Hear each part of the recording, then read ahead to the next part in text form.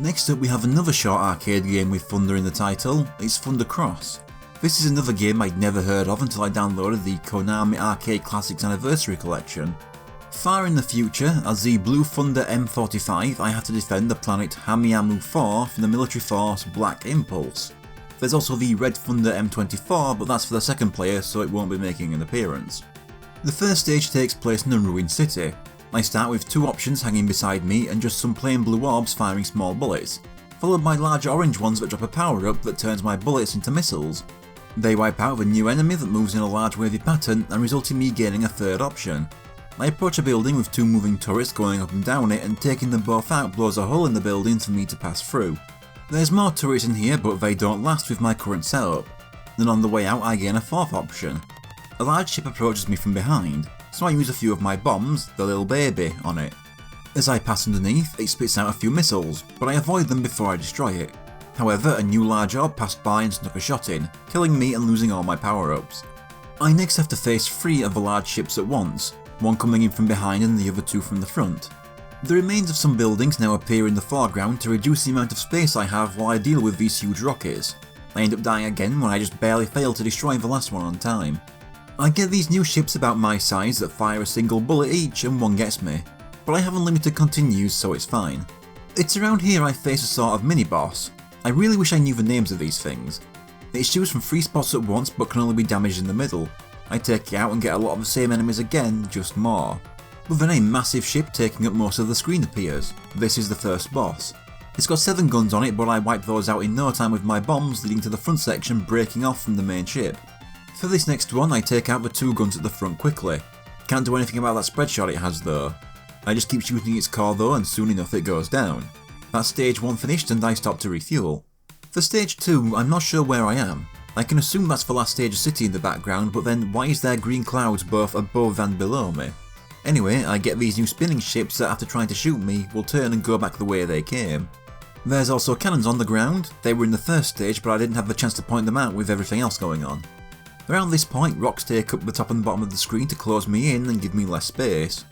As it widens again there's this pipe or vent thing spewing out 2 kinds of enemy at once. And even manages to sneak a shot in that I had to go back and watch again to work out what even happened. I failed to destroy the pipe, but now I have huge boulders flying in faster than anything else so far. I pick up the missiles again just before they speed up and become more frequent. I just barely make it past the last lot. At the same time I get ships coming in from the background and getting shot before they can do anything. Followed by 2 pipes at once stopping me from getting close to this triple cannon on the ground. More of them show up, but it's still tough to get them while avoiding everything. After a bit there's a new ship coming from the background firing 3 shots at once, but it doesn't take long to destroy. I did a better job killing myself than it when I rammed myself into the ceiling. The rocks are now slightly resembling volcanoes and some are spewing blue fireballs, but I can still shoot them. Past that there's now double stacked pipes taking up more space and sending out even more enemies at once.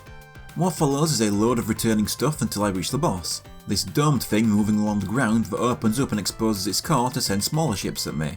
After enough damage it breaks off from its base and starts to fly around. It gains some sort of tail that moves around to make it harder for me to aim at the core, but I had some leftover bombs so it doesn't take that many shots to bring down. For stage 3 I am now above the clouds at sunset. To start with I get sandwiched between 2 parts of a large ship and have to face its cannons with such little space. It's also sending smaller ships out to block my shots and attach themselves to the main ship. It's not long before it backs up and opens up a bit though, and it closes tight and opens again. I end up back inside and ships that look to be just part of a large one break off to try kill me. And all the while it's constantly opening and closing. I can use the spots where the smaller ships used to be to avoid getting crushed, but then it moves back again and I have to deal with smaller enemies again until it closes in. It sends loads of another new ship at me that don't shoot while moving, they just try to ram me. This time I'm finally close enough for my shots to hit the ship's core. It doesn't take long to bring down. That was my favourite level so far, just the setting of the moving ship and the way it kept closing made it more tense than either of the first 2 levels. Stage 4 and once again I'm not sure where we are. We're either in space and surrounded on both ends by ships, or I'm inside a ship and that background is what it looks like inside. A lot of returning enemies and what I think is debris just slowly floating across the screen. It can't be destroyed and I start getting enemies shielding themselves behind some. There's some big eye-like things that when destroyed break into 3 pieces of shrapnel I have to avoid. After this the invincible debris starts getting bigger and cannons start attaching themselves to them, but right now my biggest obstacle is still the shrapnel. kill too many at once and you make it harder for yourself to avoid it, especially when the huge ships at the bottom and top come further in and give me less space to avoid them. Next new enemy is a triple missile launcher, and as I'm manoeuvring past even more obstacles, flying saucers are added to the mix as well. Further on some more of the next new enemies are basically giant blowtorches. They are tough to deal with since they have great range and a lot of health.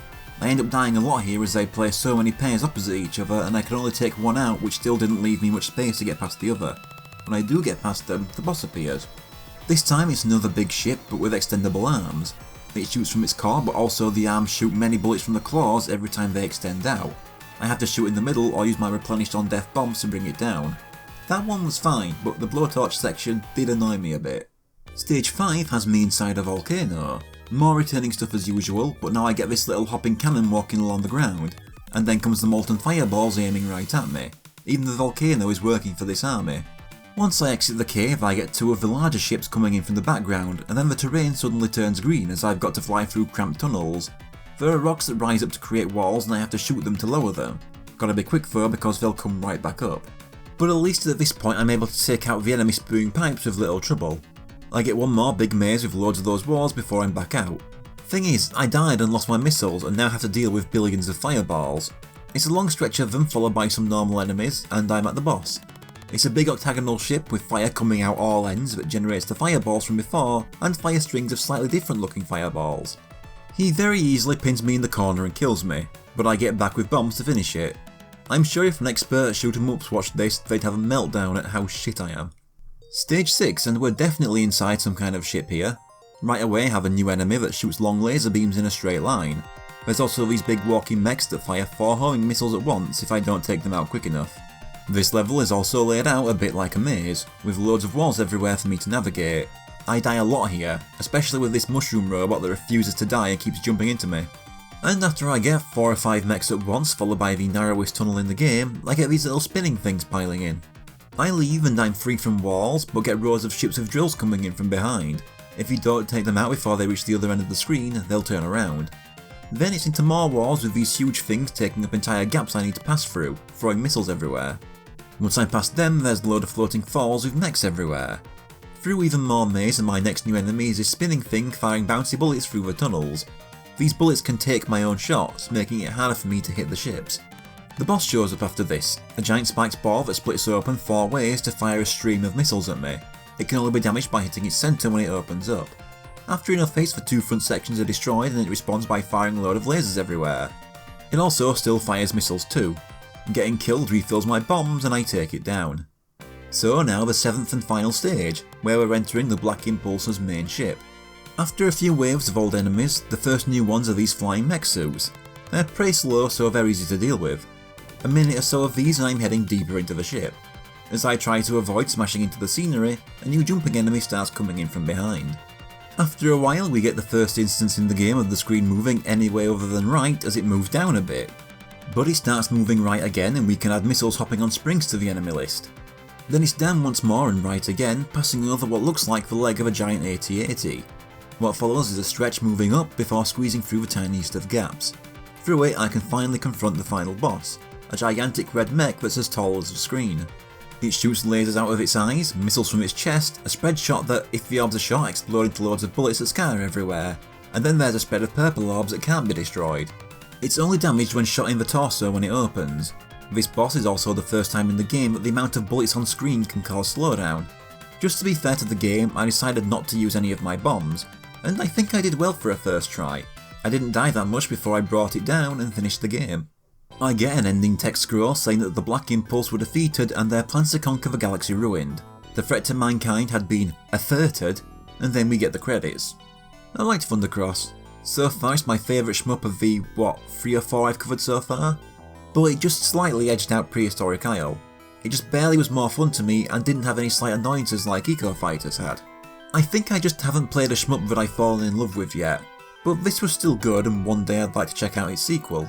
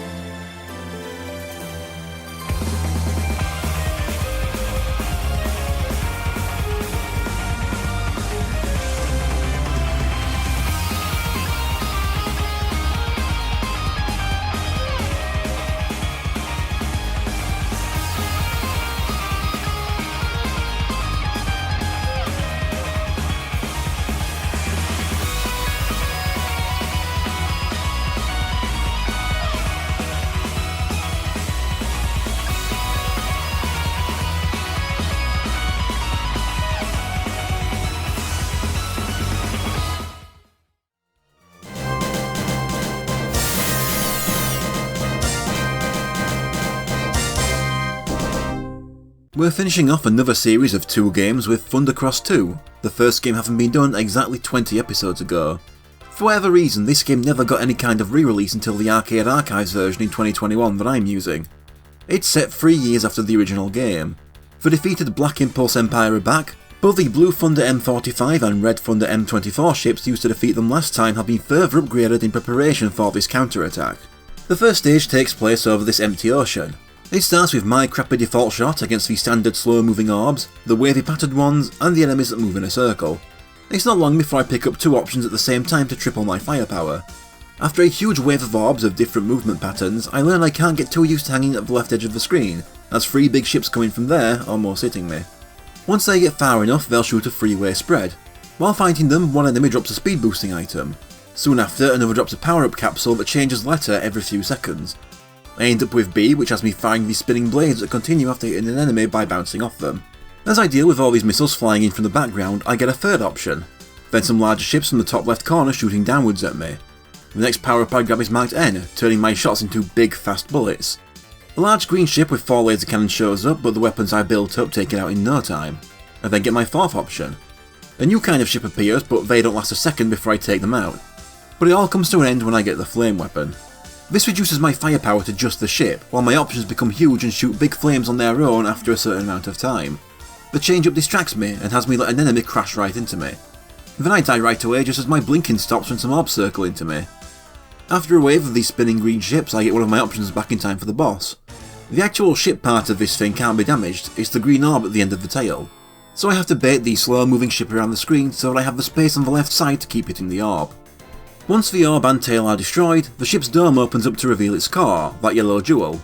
But the 2 halves of the dome release a pair of long arms that it'll wave about to both block my shots and in the hopes of swatting me out of the sky.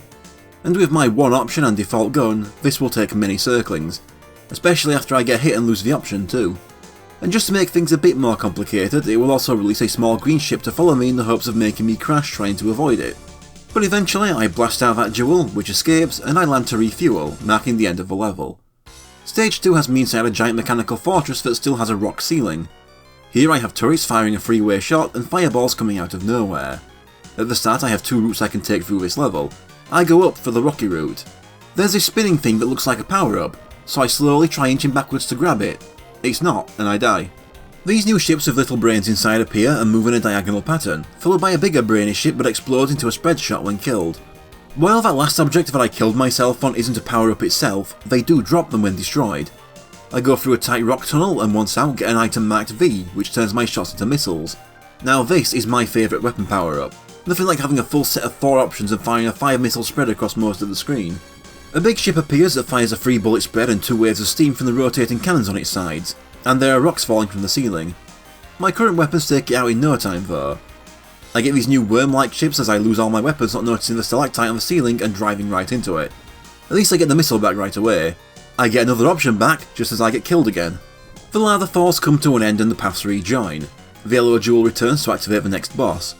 I first take out its shield while failing to avoid hits from its stinger and shots from its missile launcher. Said launcher is destroyed next. That just leaves me needing to avoid the stinger even more while shooting at the jewel.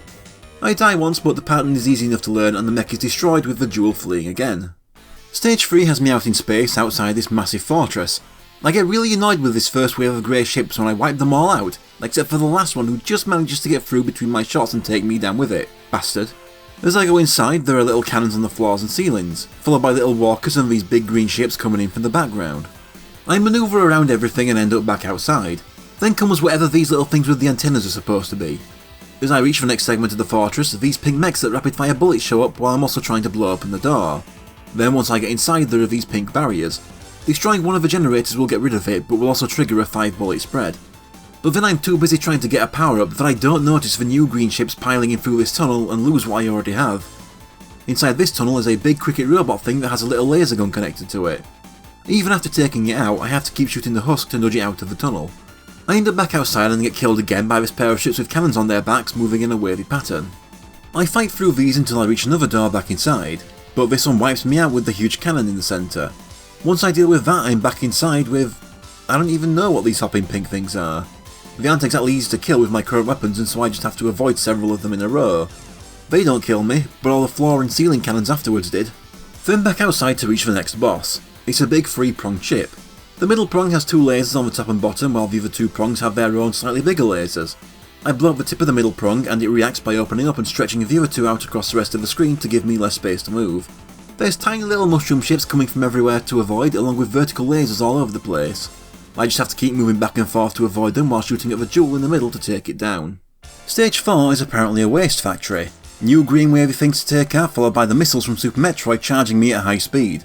Little cannons on the floor, and green ships coming from the floor and ceiling and zooming for me. Along with giant cannons firing super missiles from Super Metroid. Then comes pushing this green thing along until it explodes, followed by steam. The steam pipes are so small they were a pain to get rid of and I died trying. This is one of those levels that is hellish if you die at all. Avoiding so much stuff in these cramped spaces with just the default gun isn't the best time. For the next big stretch it just keeps piling it on and I die from having too much stuff coming at me at once on my little gun to handle. But I get a short break, blowing up these walls before the level starts throwing loads of enemies my way at once. But through the next tunnel is the boss. There's a robot chameleon climbing up and down the wall. The jewel in the back can only be shot while the left legs are open while climbing. It can spit a 5-way spread and has little versions of itself helping out. It will try its tongue, but it just won't reach to the extreme opposite end of the screen. This boss I managed to take out without dying. Stage 5 has me back in space, and I'm glad to see no floors and ceilings for a bit. I do have to avoid crashing into a giant ship though. It's got cannons on the front and missile launchers along the top. We have large grey ships passing overhead, orange spinning things dropping down, a cannon that looks like a Dalek, and another 3-way cannon mounted onto what looks like a slanted bit of wreckage. Plus small ships launching off the top as well. The screen stops scrolling at one point, taking up most of the screen, with what's remaining taken up by lasers, bullets and missiles. I end up dying 4 times just here, slowly taking out the guns and wiping out the cannon. This blows open a hole in the ship that I enter. Another new kind of cannon here shooting fireballs, hovering mechs with little miniguns on the front, and cramped space. Once I stop moving down and it becomes purely side-scrolling again, I get huge machines coming out of pits trying to crash into me and then a series of crushers to get through, which I don't do very well with. Past them are mech suits with guns before the screen starts moving up. I have to avoid both cannon fire and move off to the side to avoid getting hit by descending lifts. This goes on for a bit until I'm moving sideways again. Past that is the boss, a gigantic cannon. There's a gun covering the jewel shooting in all directions and 2 flamethrowers firing 3-way spreads.